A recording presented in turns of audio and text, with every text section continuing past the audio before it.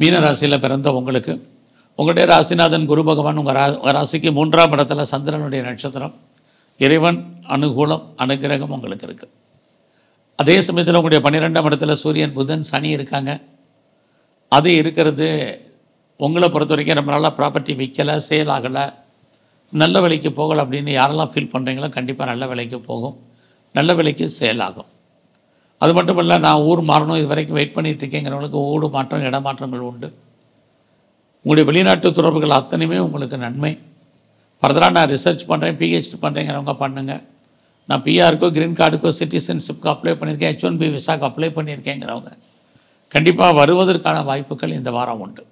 வேலையின் நிமித்தமான எதிர்பாராத பயணம் அதுவும் இந்த வாரம் உங்களுக்கு இருக்குது. உங்களுடைய கரியரில் கான்சன்ட்ரேட் பண்ணுங்கள். வேலை வாய்ப்புகள் இல்லாமல் இல்லை. உடல் ஆரோக்கியத்தில் மிக கவனம். உடம்புல நோய் எதிர்ப்பு சக்தி ரொம்ப இந்த வாரத்தில் குறைவாக இருக்குது. பிஸ்னஸை பொறுத்த வரைக்கும் இந்த வாரம் உங்களை பொறுத்த வரைக்கும் பரவாயில்ல.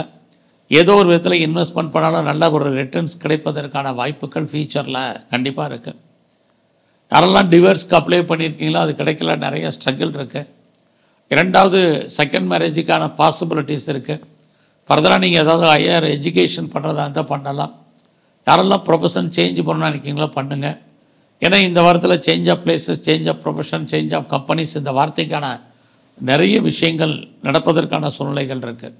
சனி பகவான் உங்களுடைய 6ஆம் இடத்தை பார்க்குறார். சூரியன் புதன் எல்லாமே 6ஆம் இடத்தை பார்க்குறார்.